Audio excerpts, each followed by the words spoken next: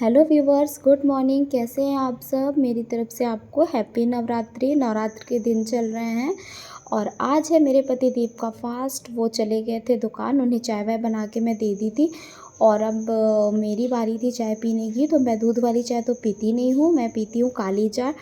तो अपने लिए बना रही थी मैं काली चाय और साथ मिलाई थी नमकीन, क्योंकि मेरी क्या आदत है ना, मैं कभी भी खाली चाय नहीं पीती हूँ। मुझे चाय के साथ थोड़ी सी नमकीन या फिर कुछ भी हो नमक वाला आइटम वो ज़रूर चाहिए होता है। और साथ में बैठी हुई थी मेरी बेटी, मैं उसे कटोरी में नमकीन दे रही थी और वो उसे बार बार पलट के गिरा रही थी। शैतानी करने में नंबर 1 है। फिर उसमें से देखिए वो थोड़ा सा बिन के खा रही है और मैं उसे थोड़ा सा डांट दी कि तुम बार बार क्यों गिरा रही हो। फिर मैं आ गई थी उसे सुला के, तेल मालिश तो पहले ही कर दी थी, सुला के आ गई थी खाना बनाने के लिए। और आज मुझे खाना बनाना है अपने और बेटी के लिए, तो सिंपल सा पर टेस्टी सा लंच बनाऊंगी और बहुत हैवी नहीं बनाऊंगी, हल्का सा ही बनाऊंगी, क्योंकि पतिदेव जब खाते हैं तो उनके लिए अच्छा टेस्टी सा बनाती हूँ। और आज मेरे किचन में बनने वाला है और सिंपल सा लहसुन प्याज वाला, जो भी अगर आप नहीं खाते हैं नवरात्र में लहसुन प्याज तो आप बिल्कुल स्किप कर सकते हैं। और हम लोग खाते हैं तो वो हम तो डालते हैं, अगर आप नहीं खाते तो आप स्किप कर सकते हैं। सिंपल तरीके से भी बना सकते हैं जीरा मेथी डाल करके। मैंने रात में भिगोए थे चने और उसको बिना उबाले एकदम सिंपल तरीके से झटपट बनने वाली सब्ज़ी बनाऊंगी। देखिए मैंने तेल गरम कर लिया, उसमें डाल दिया था जीरा मेथी और थोड़ी सी करायल और फिर उसमें डाल दिया लहसुन प्याज और मिर्च। इसलिए नहीं डालूंगी क्योंकि बेटी खाएगी, अगर अपने लिए बस बना रही होती तो मिर्च मैं डाल देती, लेकिन मिर्च नहीं डालूंगी क्योंकि मेरी बेटी को भी खाना है और वो बच्ची है, तो बच्ची तो ये सब चीज़ें खा नहीं सकती है ना, मतलब मिर्च नहीं खा सकती। बाकी मेरी बेटी हर चीज़ खा लेती है पर मिर्च तो नहीं खाएगी क्योंकि बच्चे मिर्च नहीं खा पाते हैं। और ये देखिए प्याज को अच्छे तरीके से आप गोल्डन ब्राउन कर लीजिए, बढ़िया गोल्डन ब्राउन जब हो जाएगी तब फिर इसमें आप मसाले वगैरह डाल सकते हो। मसाले क्या डालने हैं वो मैं आपको बताती हूँ। पहले आप अच्छे तरीके से इसको गोल्डन ब्राउन हो जाने दीजिए, मतलब अच्छे से जब भुन जाएं प्याज, फिर आप इसमें डालिएगा मसाले। अब ये देखिए मेरी प्याज भी अच्छे तरीके से भूंज रही है, बस इसके भुनने का मैं वेट कर रही हूँ। तब तक आप मतलब जब तक ये भुंजता है तब तक आप एक काम कर लीजिए, आप एक कटोरी में थोड़ा सा मैगी मसाला, थोड़ा सा धनिया पाउडर, थोड़ा सा गरम मसाला, हल्दी, ये सब निकाल के आप रख लीजिए। और इसी तेल में जब आपकी प्याज अच्छे तरीके से भुन जाए तो फिर आप इकट्ठा मिला के इसे डाल दीजिए। फिर उसके बाद डाल दीजिए इसमें ढेर सारे टमाटर, मतलब जितना इसमें टमाटर डलेगा ना तो उतना ही अच्छा टेस्ट आएगा, क्योंकि हम इसमें ज़्यादा एक्स्ट्रा मसाले हम डाल नहीं रहे हैं, कोई सी चीज़ हमने इसमें एक्स्ट्रा डाली नहीं है कि चलो मसाले वाली सब्ज़ी बन रही है, नहीं, सिंपल मसाले वाली सब्ज़ी है और बिल्कुल झटपट बनेगी, टाइम भी नहीं लगेगा और आसानी से आप बना लेंगे और किसी को खिलाएंगे तो शायद ये बहुत टेस्टी लगेगी। और फिर आप इसमें डाल दीजिए चने, ये बिना उबले केवल फुलाए हुए चने हैं, जो फुले हुए चने होते हैं सिंपल सा, बस वही डाल दिया, इसको मैंने उबाला नहीं है। और फिर इसमें डाल दीजिए आप आलू, मतलब छोटे छोटे चॉप कर लीजिए और फिर इसमें ऐसे ही डाल दीजिए और नमक डाल के इसको ढका के थोड़ी देर, मतलब अच्छे तरीके से ढका के इसको भूनने दीजिए। मैं हर बार आपको बताती हूँ, आप सब्ज़ी जितनी ज़्यादा भूंजेंगे उतनी ज़्यादा ही अच्छी, मतलब उसका टेस्ट आएगा। और अब मैंने इसको ढका दिया और अब ये थोड़ी देर भुनेगा। फिर उसके बाद मैं आ गई थी अपनी बेटी के पास, उसके साथ थोड़ी सी मस्ती करने, वो सो के जाग गई थी तो वो भी मस्ती कर रही थी मेरे साथ। वो मुझे गुदगुदा रही थी और मैं उसे गुदगुदा रही थी, वही चीज़ वो कर रही थी, वही चीज़ मैं कर रही थी, दोनों एक दूसरे के साथ मस्ती कर रहे थे, खेल रहे थे। हम लोग का टाइम ऐसे ही बीतता है और उसे थोड़ा बहुत घुमाओ फिराओ, हर टाइम बस उसके साथ मस्ती करो। जब उसके पापा आ जाते हैं तब तो वो मम्मा को बिल्कुल भूल जाती है, लगता ही नहीं है कि उसकी मम्मा के साथ कोई दोस्ती है या फिर कुछ भी है, बिल्कुल पापा के पास अपने चली जाती है। सच में वो मतलब अपने पापा को इतना ज़्यादा मानती है कि मम्मा के पास तो जैसे अभी लग रहा है ना कितना ज़्यादा मस्ती करी, कितना ज़्यादा खेल रही है मेरे साथ, नहीं अभी तो बढ़िया खेलेगी, लेकिन जब उसके पापा आ जाएंगे ना तो फिर बिल्कुल उनकी जैसे फ़ैन हो, वो बिल्कुल उनके सर पे लटक जाती है कि नहीं बस मेरे पापा चाहिए। मैंने कहा चलो तो बेटू थोड़ा डांस कर लो, तो अब वो थोड़ा डांस कर रही है। डांस करने के बाद नहीं मम्मा मुझे आटा पाटा ही करना है।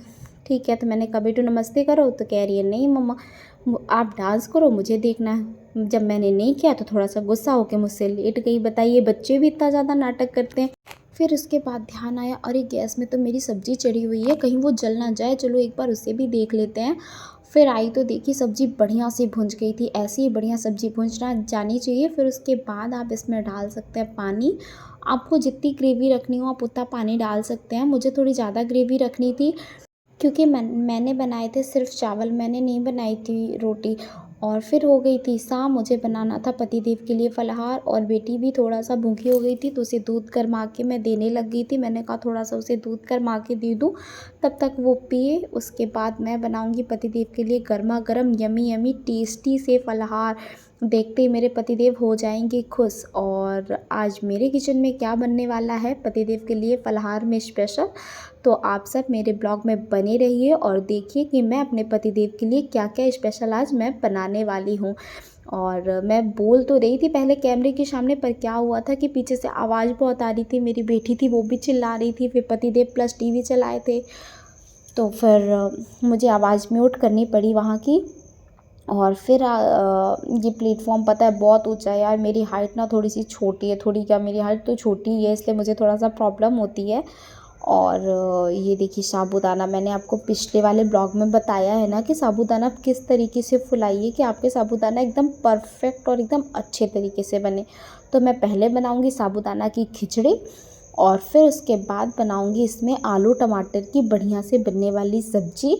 और देखिए बहुत सारे आइटम आज मैं अपने पतिदेव के लिए बनाने वाली हूँ, तो अभी उन्हें पता नहीं है कि मैं क्या-क्या बना रही हूँ।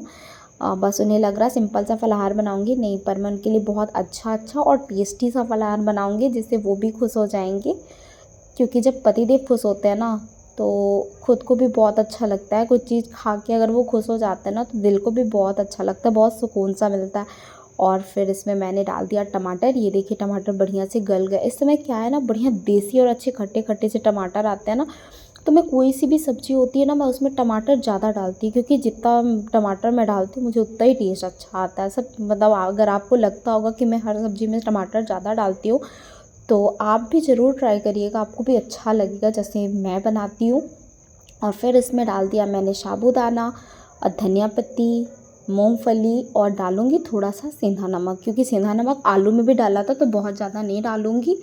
फिर इसको अच्छी तरीके से मिला देंगे। देखिए कितनी बढ़िया खिली-खिली सी बनी है ना मेरी खिचड़ी, अच्छी लग रही है ना, बहुत टेस्टी सी खिचड़ी मैंने बना के तैयार की है। आप देखिए, आप भी इसी तरीके से ज़रूर बनाइएगा, आपकी खिचड़ी 100% गारंटी कभी नहीं चिपकेगी।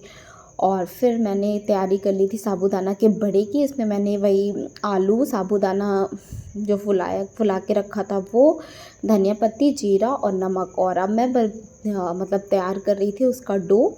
सिंघाड़े के आटे की मैं पूड़ी बनाऊंगी। इसमें मैंने आलू मिला दिया था, धनिया पत्ती, थोड़ा सा जीरा, नमक डाल के आप इसको अच्छा, मतलब टाइट, बहुत टाइट तो नहीं हो पाता ये, फिर भी आप इसको गूंद लें, जितना टाइट आप कर सकें उतना टाइट, मतलब जितने में आप बेलने में कंफर्टेबल हो आप उतना मतलब आटा डाल डाल के आप इसको टाइट कर सकते हैं। फिर उसके बाद मैंने आटा गूंद लिया था और फिर उसके बाद मैं आ गई थी आलू टमाटर की सब्ज़ी बनाने के लिए। इसमें टमाटर डाल के मैंने इसे ढक के टमाटर अच्छे तरीके से पका लिया, क्योंकि इसमें टमाटर बहुत अच्छे आते हैं, बहुत जल्दी गल जाते हैं। देखिए कितना बढ़िया गल गया है ना। और अब इसमें आलू डाल के अच्छे तरीके से भूंज लेंगे और सब्ज़ी भुन जाएगी। उसके बाद इसमें ग्रेवी लगा देंगे। सॉरी मैं आपको दिखा नहीं पाई क्योंकि मेरी बेटी रोने लग गई थी, तो इसलिए मैं आपको दिखा नहीं पाई कि किस तरीके से, मतलब ग्रेवी, बस ग्रेवी लगा के आप इसमें धनिया पत्ती डाल दीजिए, बस इतना ही बनाना रहता है। फिर मैंने बनाई सिंघाड़े के आटे की गर्मा गर्म पूड़ियाँ, जो मैंने अभी आलू की सब्ज़ी बनाई है ना उसके साथ सिंघाड़े के आटे की पूड़ियाँ बहुत टेस्टी और बहुत अच्छी लगती हैं। तो आप भी बना के ज़रूर ट्राई करिएगा। बस ये है कि सिंघाड़े के आटे को जब आप बेलेंगे तो वो अगल बगल से फटेगा ज़रूर, तो आप कोई सी भी गोल सी चीज़ ले लीजिएगा जो चोखी सी हो, उससे काट लीजिएगा। मैंने टिफ़िन का ढक्कन था, मैंने उससे गोल गोल सा बढ़िया काट लिया था, तो बढ़िया बन गया था। नहीं तो सिंघाड़े का आटा ना अगल बगल से फटता बहुत है, बहुत मुश्किल होती है फिर उसे बेलने में। तो आप इसी तरीके से बना लीजिए और बढ़िया गर्मा गर्म फिर सबको परोसिए, आप भी खुश, खाने वाला भी खुश। आप बहुत ज़्यादा, मतलब सामने वाले को जब इससे आप परोसेंगे ना ये टेस्टी सा फलाहारी थाली ना, तो आपकी अच्छी से अच्छी रेसिपी फेल हो जाएंगी। सच में आप एक बार बना के किसी को खिला के देखिएगा, बहुत अच्छी लगेगी। फिर उसके बाद मैंने तल लिए थे गर्मा गर्म साबूदाना के बड़े, ये मेरे पतिदेव की फेवरेट हैं, ये उन्हें बहुत ज़्यादा पसंद है, बहुत मन से खाते हैं। और साबूदाना के बड़े के साथ उन्हें दही पसंद है, तो दही तो मैं उन्हें हमेशा देती हूँ खाने के लिए। तो मैं घर पे ही जमाती हूँ, घर पे ही घी बनाती हूँ, ये सब चीज़ें मेरे घर पे ही बनती हैं। और अब मैं गर्मा गर्म बना रही हूँ अपने पतिदेव के लिए साबूदाना के बड़े। ये लास्ट आइटम है, ये सब बन जाएगा, फिर उसके बाद अपने पतिदेव को लगाऊंगी थाली उनके लिए, क्योंकि अब उनका फास्ट है तो वो भी बेचारे सुबह से कुछ खाए पिए नहीं है तो भूखे होंगे, तो अब उनके लिए लगाना है मुझे थाली। बस अब इन्हीं के तलने का वेट कर रही हूँ, फटाफट अब ये तल जाएँ, क्योंकि अभी हैं 2-4 छेटों और हैं, फटाफट इनको बना लूँ, बना के कंप्लीट कर लूँ। फिर ये लगाई मैंने अपने पतिदेव के लिए टेस्टी यमी सी फलाहार की थाली। देखिए कितनी यमी लग रही है ना, मेरे पतिदेव बहुत खुश हो गए सच में।